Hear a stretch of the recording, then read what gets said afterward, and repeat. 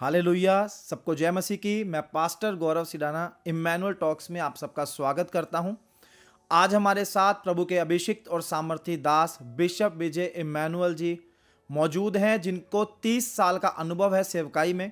वो अपने अनुभव से कुछ सवालों के जवाब देंगे आज, जो अक्सर लोगों के मन में रहते हैं। लोग अक्सर चर्च में आकर इन सवालों को प्रभु के दासों से पूछते हैं, और मैंने देखा है लोगों को संतुष्ट करने वाले उत्तर नहीं मिलते हैं।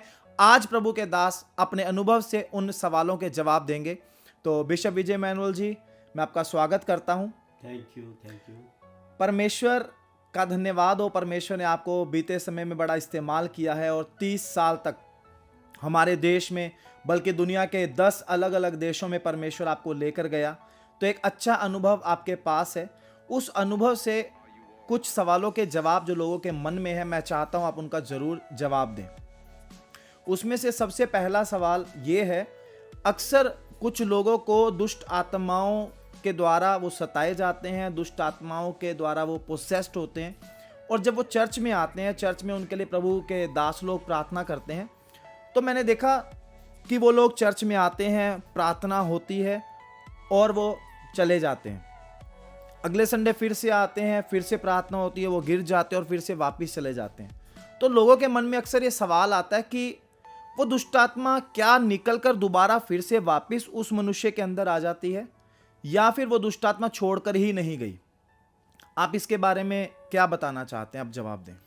सबसे पहले तो मैं कहना चाहूँगा, मैं अपने अनुभव से कोई जवाब आपको नहीं दूंगा। मैं परमेश्वर की बुद्धि के द्वारा, उसकी समझ के द्वारा आपके सवालों के जवाब दूंगा। दुष्ट आत्माएं लोगों को पकड़ती हैं, चर्च में आते हैं, कभी कभी दुष्ट आत्माएं प्रकट हो जाती हैं, लोग खेलने लग जाते हैं। परमेश्वर का दास एक अथॉरिटी के साथ यीशु मसीह के नाम में दुष्ट आत्माओं को डांटता है और दुष्ट आत्माएं निकल जाती हैं। कई बार एक ही बार में सालों साल की दुष्ट आत्मा भी निकलकर चली जाती है। कई बार दुष्ट आत्मा को बार बार भी डांटना पड़ता है, क्योंकि जो डिलीवरेंस है वो एक प्रक्रिया है। प्रक्रिया का मतलब वो चलती रहती है जब तक कि वो काम समाप्त ना हो जाए। तो एक बार में भी पूरा डिलीवरेंस हो जाता है जब परमेश्वर की इच्छा होती है, और धीरे धीरे भी कुछ लोगों का डिलीवरेंस होता है। ये विश्वास के ऊपर भी निर्भर होता है कि सामने वाला कितना विश्वास रखता है। वो जितना विश्वास रखेगा उतना ही ज़्यादा उसका डिलीवरेंस भी होगा। अगर उसको विश्वास है आज ही मेरा छुटकारा होगा, तो परमेश्वर का दास जैसे ही दुष्ट आत्मा को यीशु के नाम में डांटेगा, उसी क्षण उसका छुटकारा हो जाएगा। लेकिन अगर विश्वास में कुछ कमज़ोर है तो उसके अकॉर्डिंग ही परमेश्वर काम करेगा। फिर ऐसे व्यक्ति का छुटकारा धीरे धीरे होगा। कुछ लोगों को हफ्ता 2 हफ्ता, कुछ लोगों को 6-6 महीने भी डिलीवरेंस में लग जाते हैं।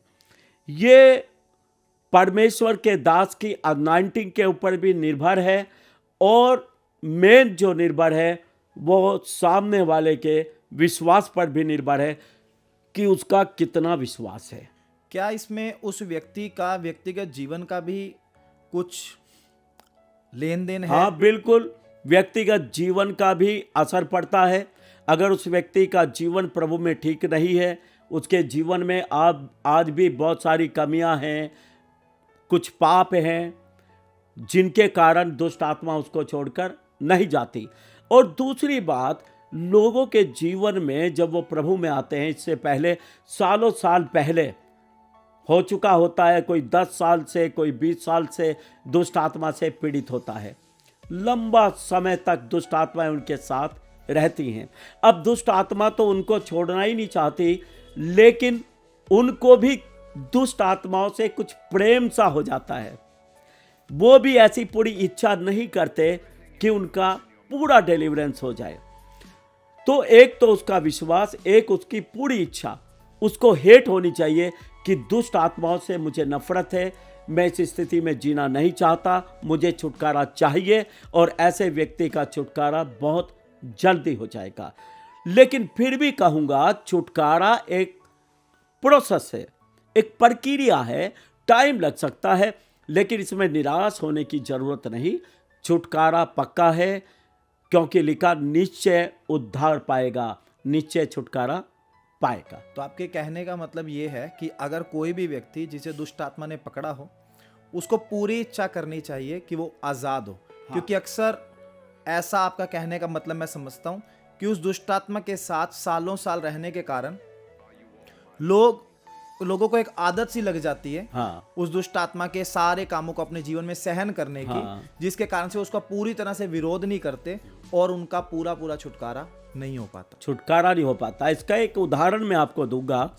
मैं फिरोजपुर में था, एक औरत के साथ लगभग 20 साल से दुष्ट आत्मा थी और बहुत सारे लोगों ने उस औरत के लिए दुआ किया, लेकिन वो दुष्ट आत्मा गई नहीं।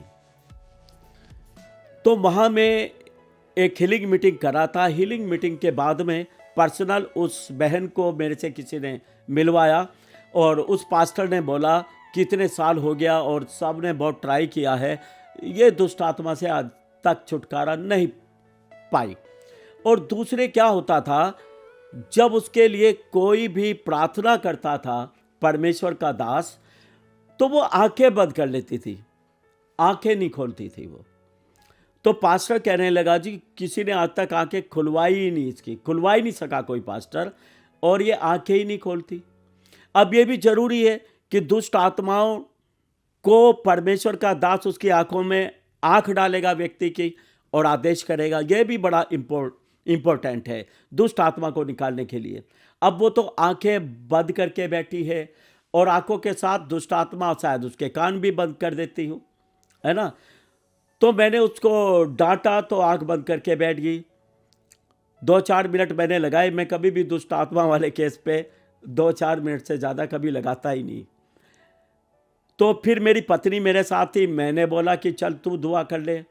उसने भी दुआ की, लेकिन वो आंख बंद करके बैठी, कोई असर कुछ नहीं हुआ। तो मैंने 2 मिनट साइलेंट प्रेयर की। मैंने प्रभु से बोला कि प्रभु ये दुष्ट आत्मा कैसे जाएगी, इस औरत का छुटकारा कैसे होगा। पवित्र आत्मा ने मुझे बोला ये बहन भी छुटकारा चाहे तब होगा। दूसरी बात, प्रभु ने मुझे बोला कि अब ये नहीं बोलना दुष्ट आत्मा से कि तू जा, इसका नाम पूछ, इसका नाम पूछ के और बोल उसका नाम लेके कि तू दुष्ट आत्माओं को छोड़ दे यीशु के नाम में। यह मेरा पहला एक्सपीरियंस था जब पवित्र आत्मा ने मुझे ऐसी बात बोली। उसके बाद मैं उठा, मैंने पास्टर से उसका नाम पूछा, लेडी का, और मैंने उस लेडी का नाम लेके बोला कि तू इन दुष्ट आत्माओं को छोड़ दे, मैं तुझे यीशु मसीह के नाम में हुक्म करता हूं। और जैसे ही मैंने ये बोला, दुष्ट आत्मा निकल के चली गई और उसकी आंखें खुल गई। फिर उसके लिए दुआएं की, आंखें बंद हुई नहीं और डिलीवरेंस उसका हो चुका था, एकदम छुटकारा। तो इसका मतलब दुष्ट आत्माएं तो चाहती है मैं चली जाऊं, क्योंकि उनको पीड़ा होती है परमेश्वर की उपस्थिति में, वो जाना चाहती हैं, लेकिन उसकी इच्छा नहीं। उसको भी तो इजाजत देनी पड़ेगी, हां मैं तुझसे नफरत करता हूं, नफरत करती हूं, मैं नहीं रखना चाहती। यानी जो व्यक्ति पोसेस्ड है इविल स्पिरिट से, उसको इस इच्छा को मजबूत करना पड़ेगा कि उसका दुष्ट आत्माओं से कोई संबंध नहीं है और वो दुष्ट आत्मा उसके जीवन से जानी चाहिए। जैसा लिखा है, परमेश्वर के अधीन हो जाओ, शैतान का सामना करो। तो जब तक वो खुद शैतान का सामना नहीं करेगा, विरोध नहीं करेगा व्यक्ति, तब तक मुश्किल है कि उसका छुटकारा। बिल्कुल। दूसरी बात यह है कि किसी के छुटकारे में उसकी अपनी इच्छा जरूरी है, क्योंकि परमेश्वर आपकी इच्छा के अनुसार आपके जीवन में काम करेगा। परमेश्वर किसी के जीवन में उसकी इच्छा के बगैर काम नहीं करता है, जबरदस्ती काम नहीं करता। दुष्ट आत्माएं जबरदस्ती काम करेंगी मनुष्य के जीवन में, लेकिन परमेश्वर मनुष्य की इच्छा के विरुद्ध उसके जीवन में काम नहीं करेगा। अगर मनुष्य इच्छा करता है मैं चंगा होना चाहता हूँ, मनुष्य इच्छा करता है हाँ मैं इन दुष्ट आत्माओं से छुटकारा चाहता हूँ, तो सच में परमेश्वर काम करने के लिए तैयार है। और परमेश्वर काम करेगा। इस घटना के बाद कई बार मैंने अपने जीवन में इस तरह की दुआ को किया। पहले दुष्ट आत्माओं को यीशु मसीह के नाम में डांटा, उसके बाद में उस व्यक्ति को भी मैंने आदेश किया कि तू छोड़ इन दुष्ट आत्माओं को, जाने दे यीशु के नाम से। और मैंने देखा उसकी पूरी हीलिंग हुई, पूरा छुटकारा उसका हुआ है। तो परमेश्वर समय समय पे हम बहुत सारी बातों को प्रभु से सीखते हैं।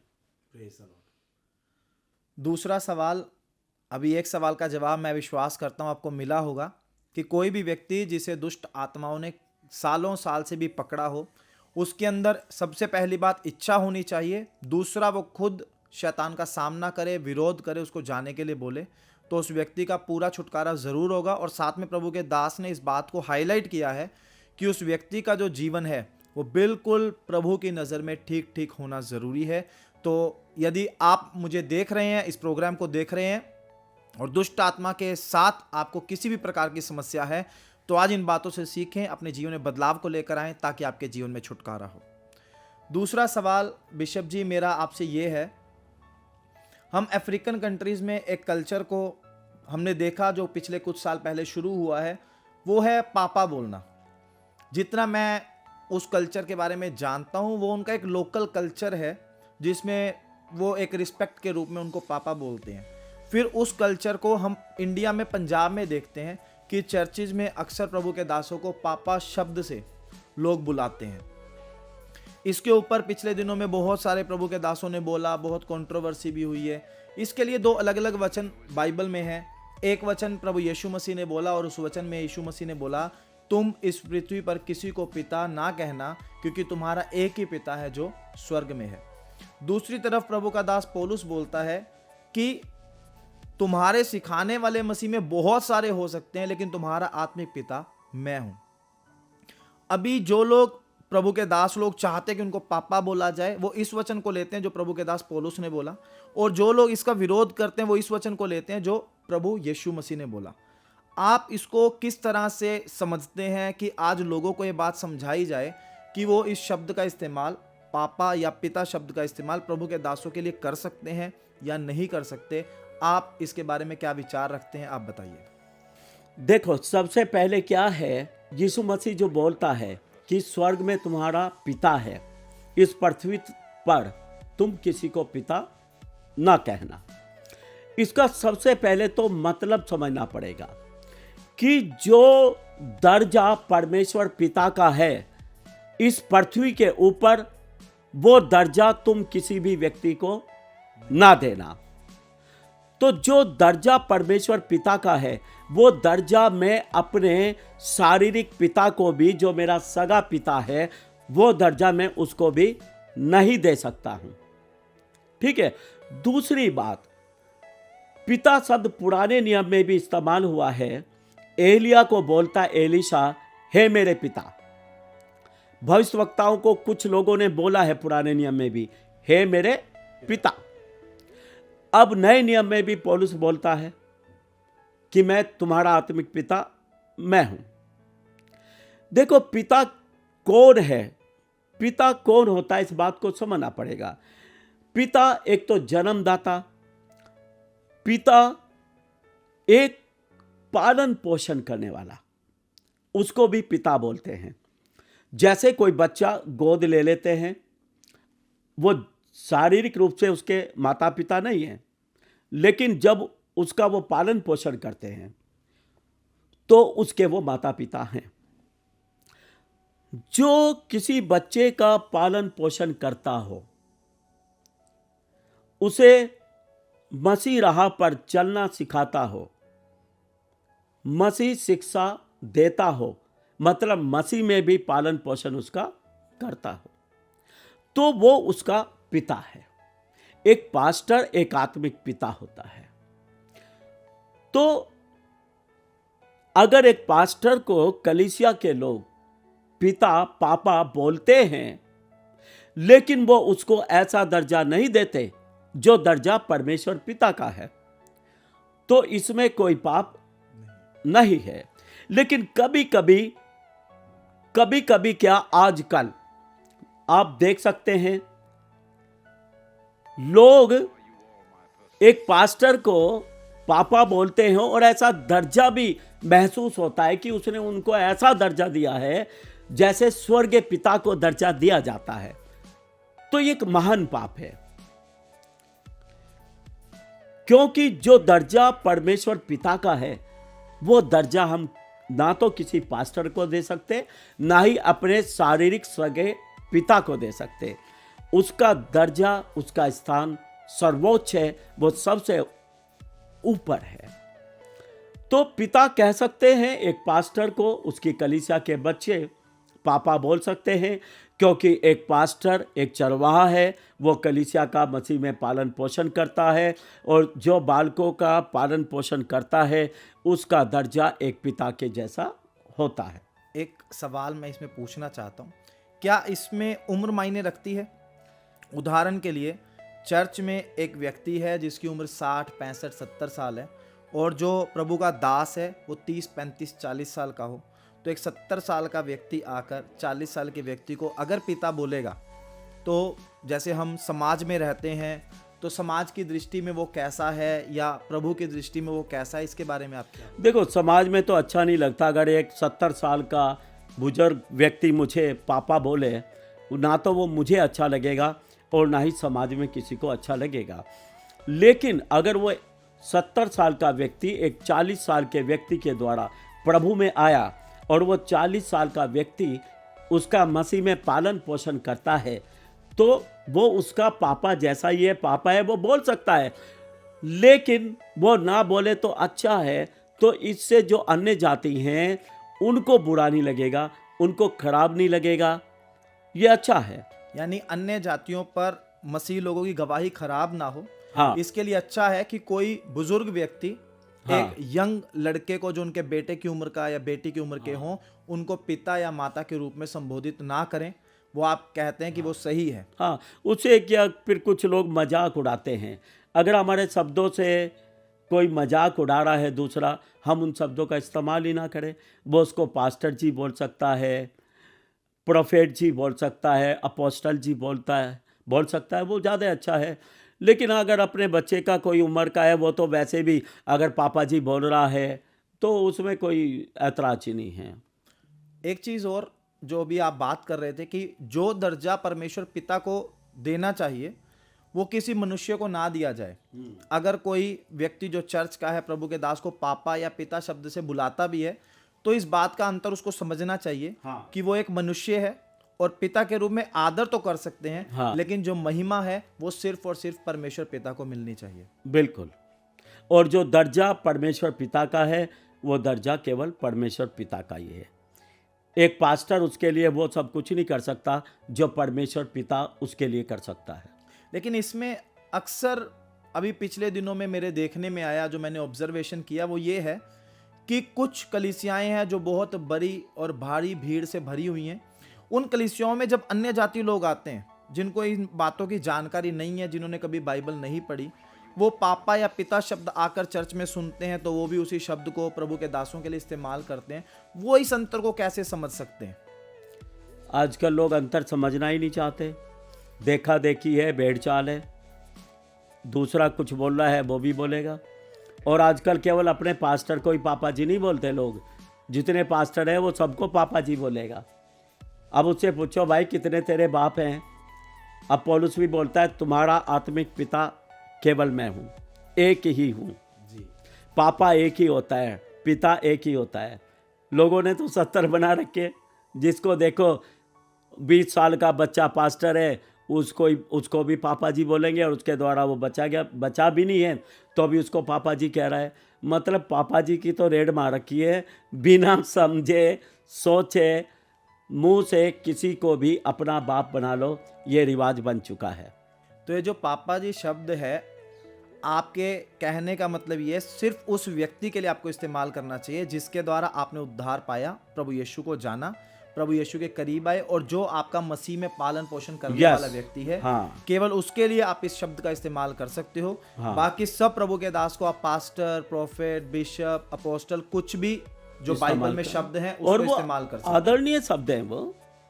एक पास्टर जी बोलना आदरणीय शब्द है, अपोस्टल जी बोलना आदरणीय शब्द है, बाइबल के शब्द हैं।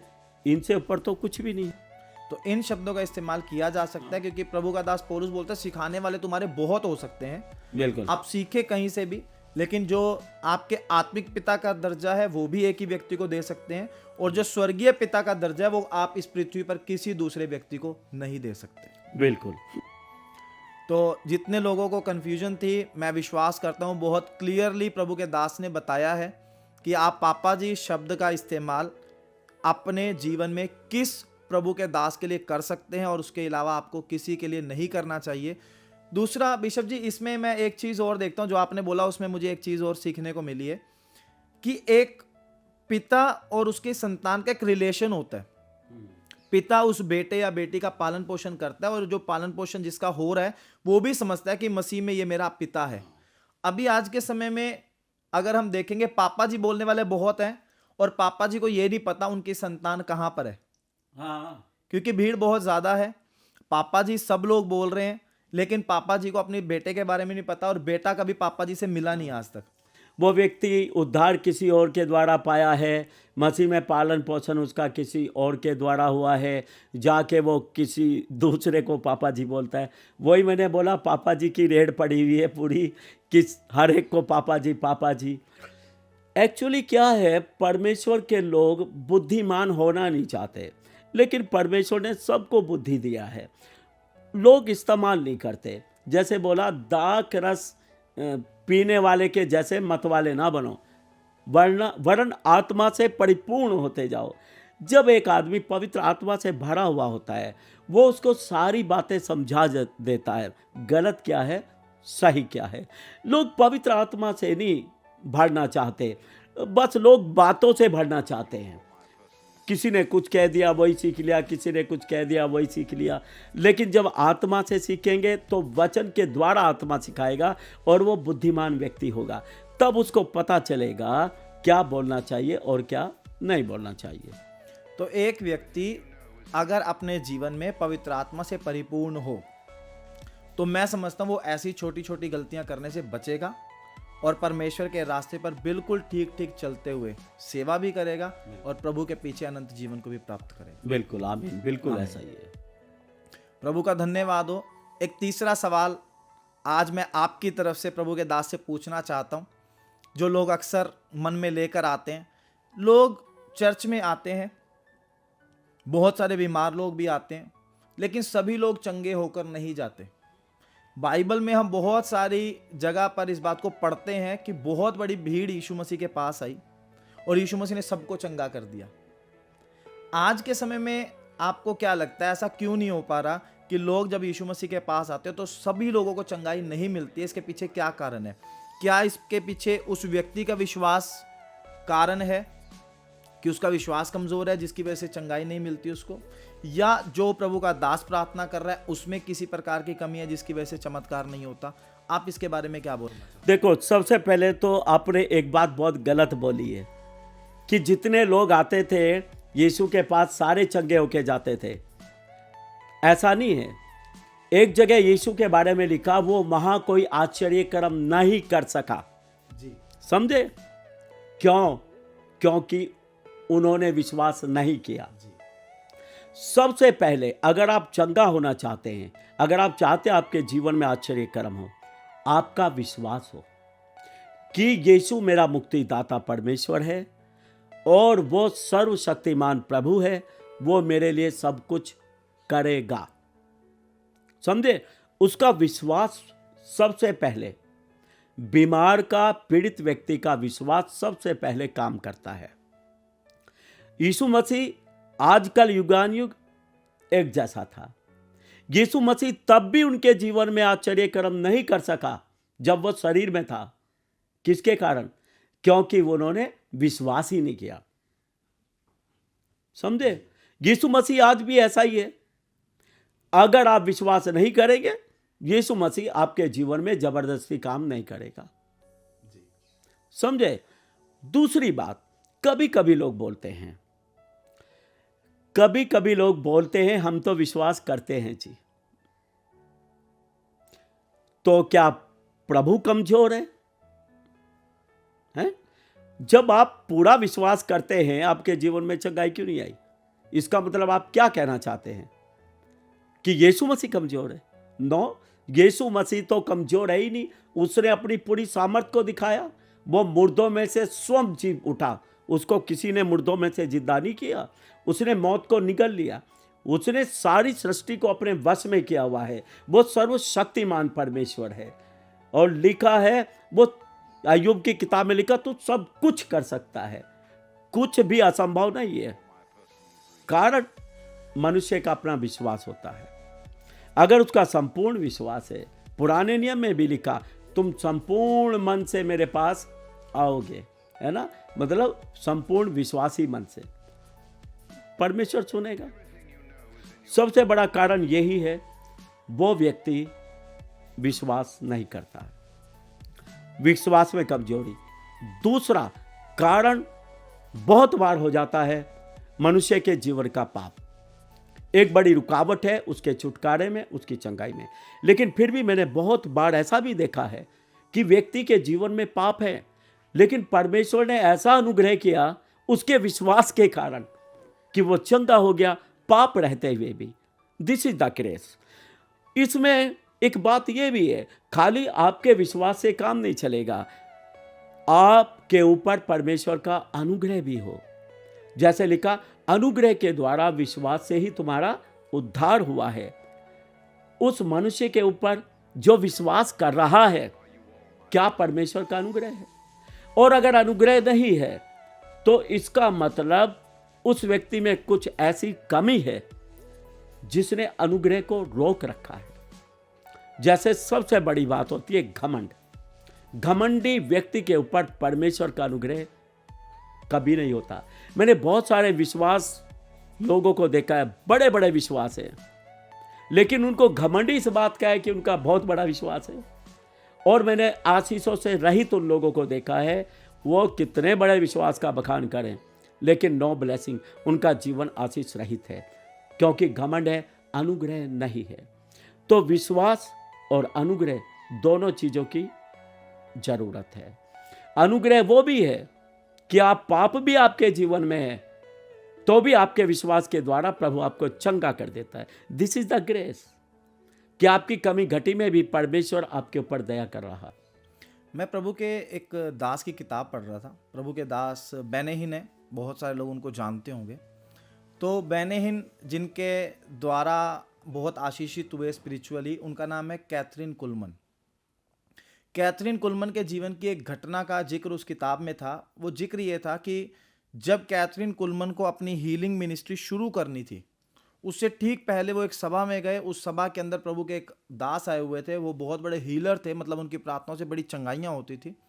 पर जब कैथरीन कुलमन जाकर वहाँ पर बैठी और पूरी सभा को उन्होंने देखा, तो उस सभा में उनका अनुभव ये रहा कि जो प्रभु के दास वहाँ पे हीलिंग के लिए आए हुए थे, वो सिर्फ लोगों की आलोचना कर रहे थे कि उनके विश्वास में कमी है, और विश्वास की कमी के कारण उनकी ज़िंदगी में चमत्कार नहीं हो रहे थे। वहाँ पर प्रभु की दासी वापिस आई, उन्होंने प्रार्थना करना शुरू किया, और प्रार्थना के बाद उनका अनुभव प्रभु के साथ बिल्कुल अलग था।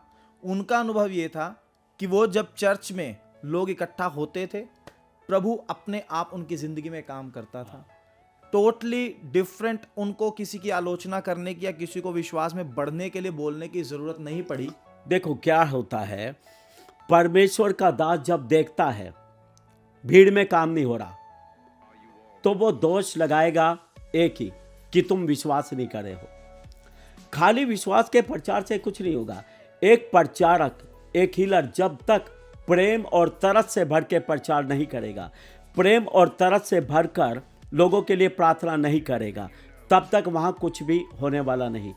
चाहे दूसरा कितना भी विश्वास कर ले, कुछ नहीं होगा।